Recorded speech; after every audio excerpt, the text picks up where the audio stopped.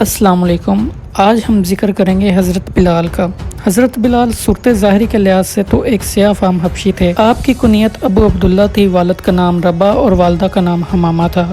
آپ حبشی نژاد غلام تھے اور آپ کی پیدائش مکہ ہی میں ہوئی۔ آپ کو دنیا کے پہلے مؤذن ہونے کا اعلیٰ شرف حاصل ہوا۔ اللہ کے رسول کریم صلی اللہ علیہ وآلہ وسلم نے خود ارشاد فرمایا کہ بلال کس قدر اچھا آدمی ہے، وہ تمام مؤذنوں کا سردار ہے۔ آپ کے والد ربا اور والدہ حمامہ عرب کے ایک قبیلے کے غلام تھے۔ سیدنا حضرت بلال امیہ بن خلف کے غلام تھے۔ وہ اپنے آقا کی بکریاں چرانے پہاڑوں پر جایا کرتے تھے اور ایک دن آپ کا گزر غار ہرا کی طرف سے ہوا، جہاں رسول کریم صلی اللہ علیہ وآلہ وسلم حضرت سیدنا ابو بکر صدیق کے ساتھ تشریف فرما تھے۔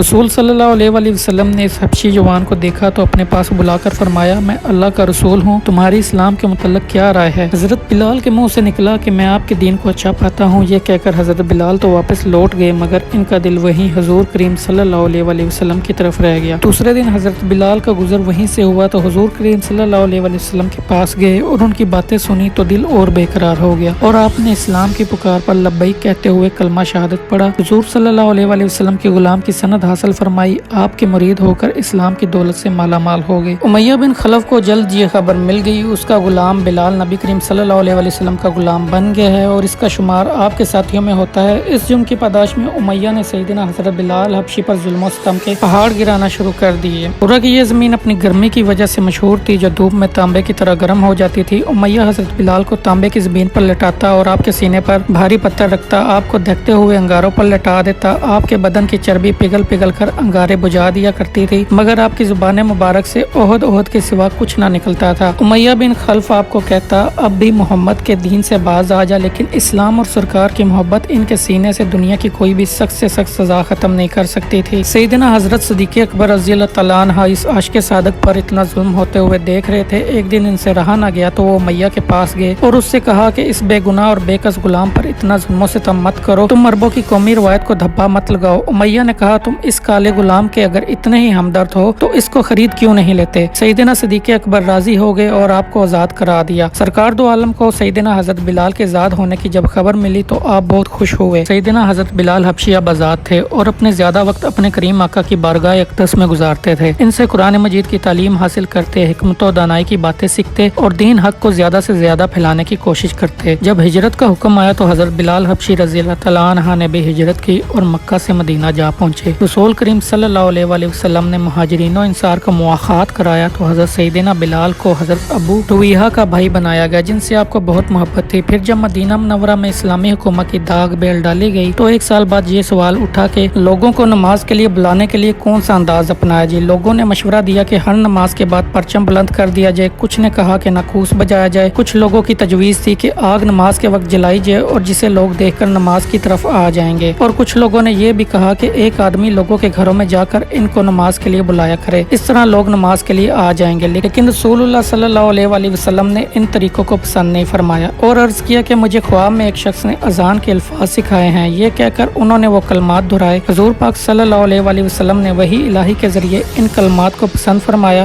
سرکار کونین نے سیدنا حضرت بلال کو حکم فرمایا کہ اذان دو، پھر آپ نے ان کو اذان کے کلمات سکھائے اور ان کی ہدایت فرمائی کہ دونوں کانوں میں انگلیاں دے کر اذان دو تاکہ تمہاری آواز بلند ہو اور دور تک پہنچے۔ حضرت سیدنا بلال رضی اللہ تعالیٰ عنہ نے اذان دی اور یوں آپ اسلام کے پہلے مؤذن بن گئے۔ 20 ہجری میں آپ کا وصال ہوا۔ آپ کو دمشق میں باب الصغیر کے قریب دفن کیا گیا ہے۔ جب آپ کے وصال کی خبر سیدنا فاروق اعظم کو ملی تو آپ روتے روتے نڈھال ہو گئے۔ تو ناظرین کرام، یہ تھی آج کی ویڈیو اور واقعہ۔ اگر آپ کو یہ ویڈیو پسند آئی ہو تو چینل کو سبسکرائب کریں۔ ملتے ہیں اگلی ویڈیو میں۔ اللہ حافظ۔